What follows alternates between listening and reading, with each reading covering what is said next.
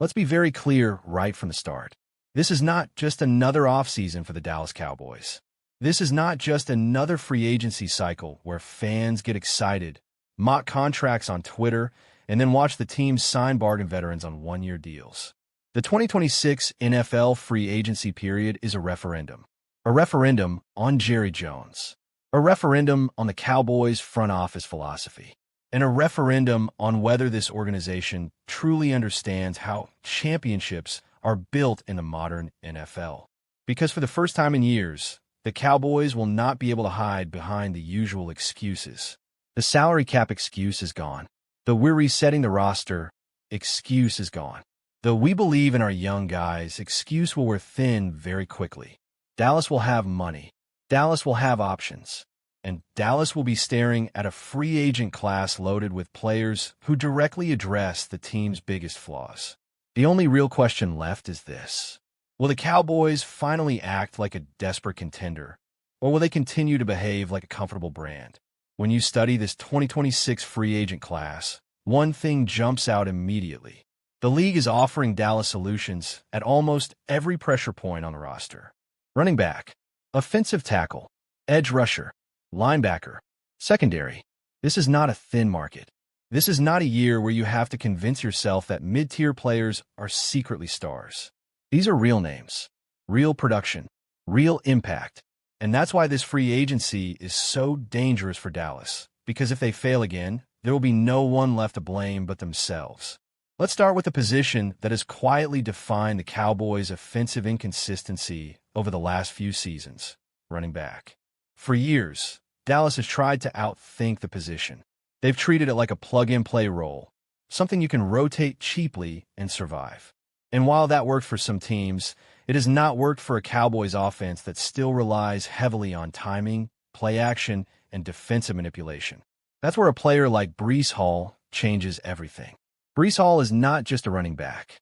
He is an offensive weapon who forces defensive coordinators to alter their game plan before the ball is even snapped. He can run inside zone, outside zone, gap concepts, and he can motion out wide and win against linebackers in space. If Breece Hall is in a Cowboys uniform, suddenly linebackers hesitate. Safeties creep forward.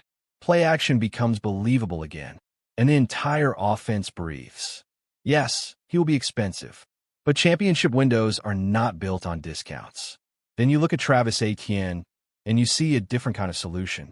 Etienne brings speed, fluidity, and mismatchability. He thrives in space. He's dangerous on screens, angle routes, and wheel routes.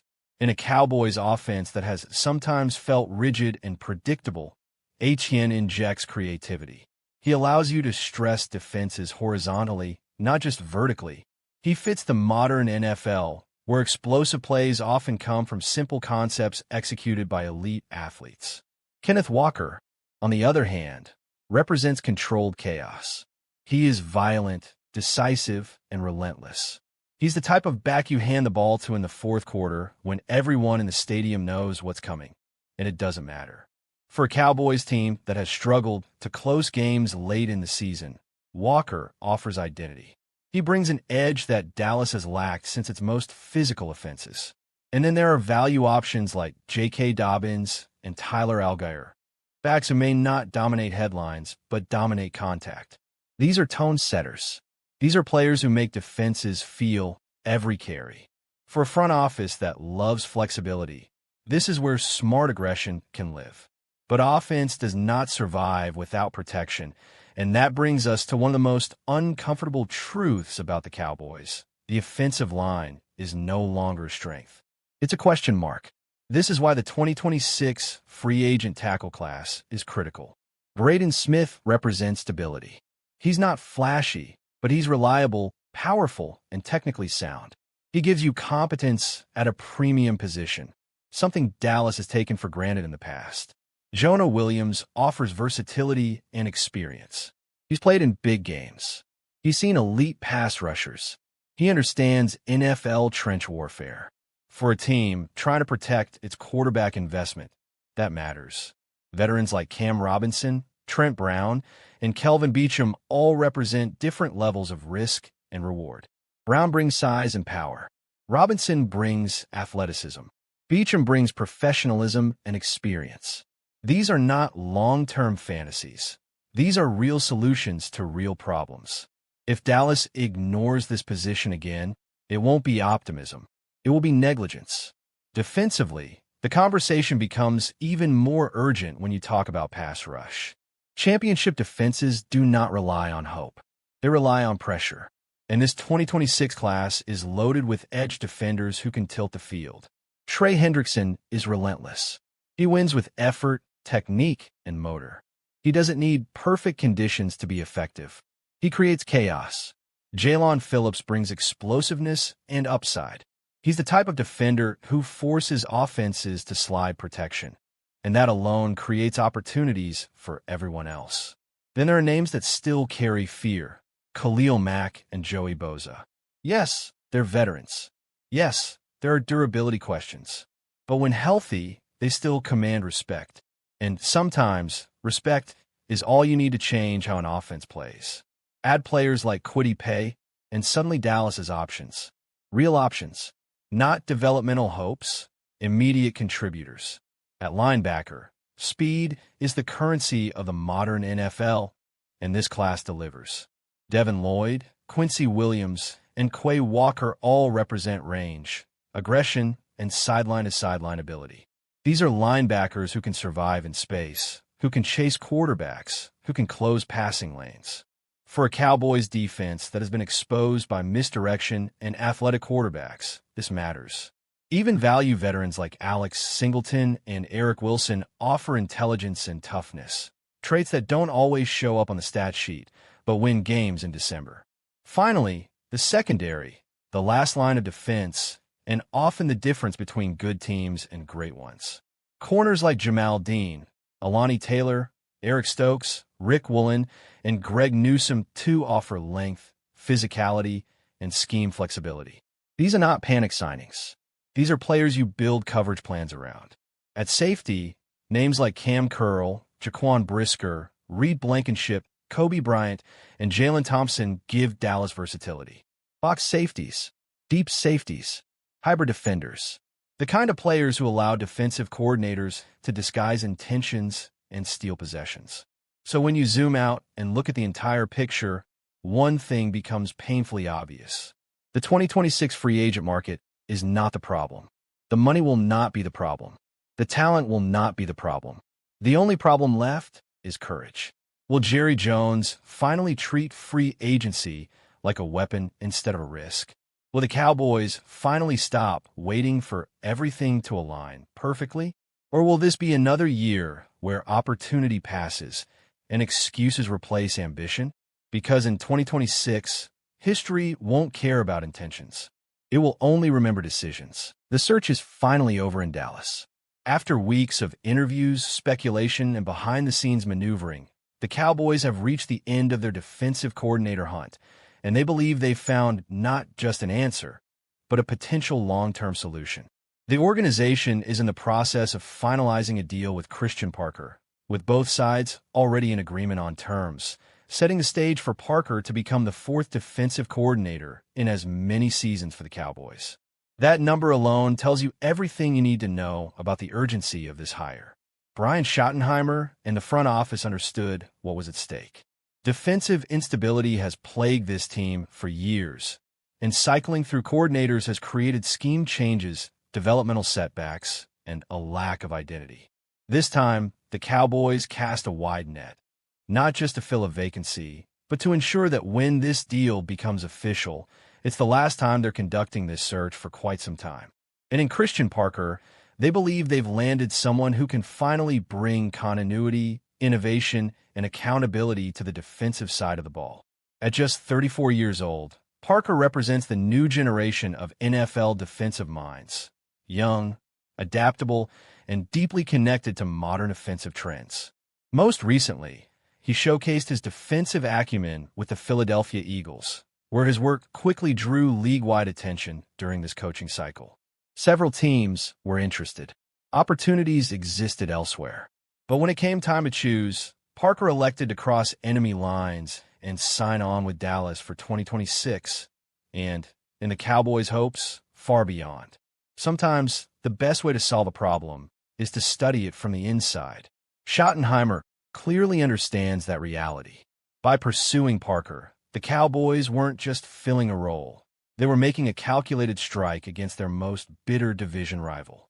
In one move, they weakened the Eagles' coaching staff while strengthening their own, and just as importantly, they tapped directly into the Vic Fangio coaching tree, a system that has historically given Dak Prescott and the Cowboys' offense significant trouble.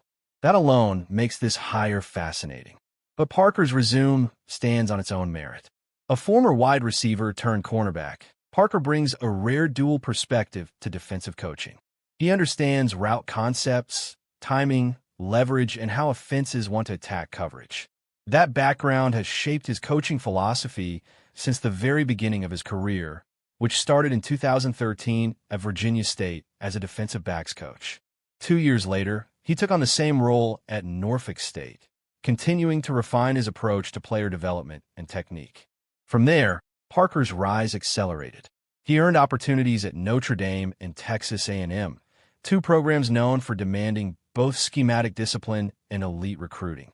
Those stops opened the door to the NFL, where Parker joined the Green Bay Packers, followed by the Denver Broncos, a pivotal chapter in his career. It was in Denver where Parker spent time working under Vic Fangio, absorbing the principles of a defense built on disguise, leverage, and calculated aggression.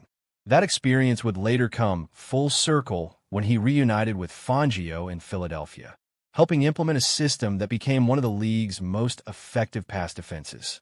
The results speak loudly. With Parker's influence in the secondary, Fangio's Eagles defense allowed the sixth fewest passing yards and the fewest passing touchdowns in the NFL during the 2025 season. Even more impressive was the development of young talent. Under Parker's guidance, players like Quinyon Mitchell and Cooper DeJean didn't just improve.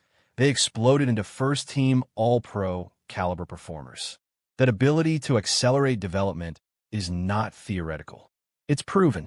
Before Philadelphia, Parker played a central role in shaping Patrick Surtain II during his time in Denver.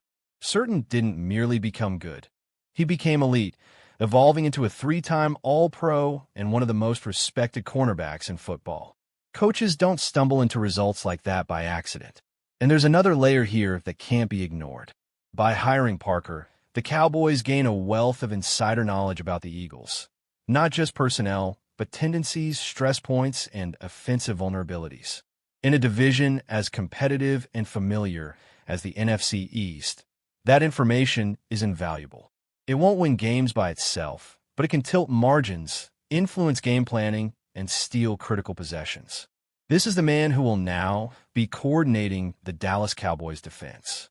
It's a massive get, one defined by upside, fresh ideas, and a modern understanding of how to combat today's NFL offenses. For a team desperate to stabilize its defensive identity and stop wasting elite talent, Christian Parker represents something the Cowboys haven't had in years, a chance to finally get it right. Now comes the hard part, execution. But for the first time in a long time, Dallas didn't just fill a vacancy. They made a statement. The Dallas Cowboys are heading into one of the most important off-seasons in recent memory, and everything feels connected. Roster decisions, cap management, coaching changes, and long-term identity are all colliding at once. And that's why the conversation around George Pickens has become so fascinating. This isn't just about a wide receiver contract. It's about how Dallas wants to build, how patient they're willing to be, and whether they're ready to think creatively instead of emotionally. George Pickens is the biggest name the Cowboys have entering free agency, and that alone creates pressure. Elite receivers don't come cheap anymore, and Pickens is going to command a significant cap hit if Dallas lets this play out traditionally. The franchise tag is an obvious option, but tagging a receiver is no longer a neutral move. It locks up cap space, delays clarity, and sometimes creates tension with the player. That's why the idea of sign and trade has real merit here. It allows Dallas to control the asset while avoiding a long-term financial commitment they may not be fully comfortable with. If you step back and look at the league, there are several teams that believe they're one elite receiver away from legitimate Super Bowl contention. Those teams are usually aggressive, cap flexible, and willing to part with premium draft capital. Dallas Cowboys Wire floated the idea that Pickens' value could be roughly equivalent to a pick in the low 20s, and when you look at the market, that actually feels realistic. Receivers of his caliber rarely become available in their prime, especially without injury concerns. Buffalo stands out immediately. The Bills are in win-now mode, and Josh Allen has been carrying an offense that lacks consistent explosiveness outside of its core weapons.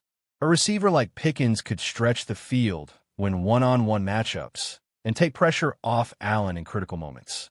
Buffalo also has the draft capital to make it work without crippling their future, which is exactly the kind of trade Dallas should be looking for.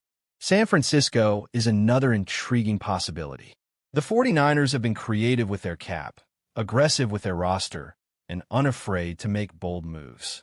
Adding Pickens to an already dangerous offense could push them over the top. And while they don't draft high, their ability to maximize late picks makes a trade more palatable. From Dallas' perspective, getting multiple picks while avoiding a massive extension is a smart long-term play. The Chargers make sense for similar reasons. They have a quarterback who needs more reliable weapons, a front office that understands urgency, and enough flexibility to absorb a receiver contract. New England is a different case entirely, but equally interesting. They're rebuilding, they have cap space, and they need a true offensive centerpiece. A deal involving Pickens could accelerate their timeline, especially if they believe they've solved their quarterback situation. Indianapolis and Carolina are more speculative, but not impossible. Both teams need offensive identity, and sometimes that starts with a player who forces defenses to change how they line up. The wild card, of course, is Pittsburgh. The irony of Pickens potentially returning to the team that moved on from him isn't lost on anyone. But circumstances change. Coaches change. Philosophies change. And if Pittsburgh believes Pickens has matured or that their new leadership can manage him differently, that door isn't completely closed. What makes this decision even more complex is what's happening on the coaching side of the ball, particularly on defense. The Cowboys are actively interviewing defensive coordinator candidates, and that process is unfolding in real time. Christian Parker coming in for an in-person interview is significant. It shows Dallas is serious about continuity and internal development, but also aware of the competition. The fact that Parker is scheduled to fly to Green Bay immediately after should raise alarms. If Dallas truly believes he's the right guy, they may need to act fast. Green Bay losing Jeff Hafley to Miami created a vacuum, and Parker is familiar with that organization. If the Cowboys hesitate, they could lose a candidate they clearly value. This is one of those moments where decisiveness matters. Waiting too long can cost you more than just a coach. It can cost you momentum. Meanwhile, other options are disappearing. Jeff Ulbrich is off the board, retained by Atlanta, and that tells you something important. Teams are prioritizing stability on defense, and quality coordinators aren't going to sit around waiting. That's why the name Sean McDermott deserves serious discussion. He may be known as a head coach, but at his core, he's a defensive architect. His track record speaks for itself. Turnovers, discipline, consistency. Those are hallmarks of his defenses. If McDermott doesn't land another head coaching job, Dallas should absolutely explore the possibility. Pairing a ball-hawking defensive philosophy with elite talent like Micah Parsons could elevate this unit to another level. And speaking of Parsons, the fact that Green Bay is interviewing candidates who could potentially coach him only underscores how valuable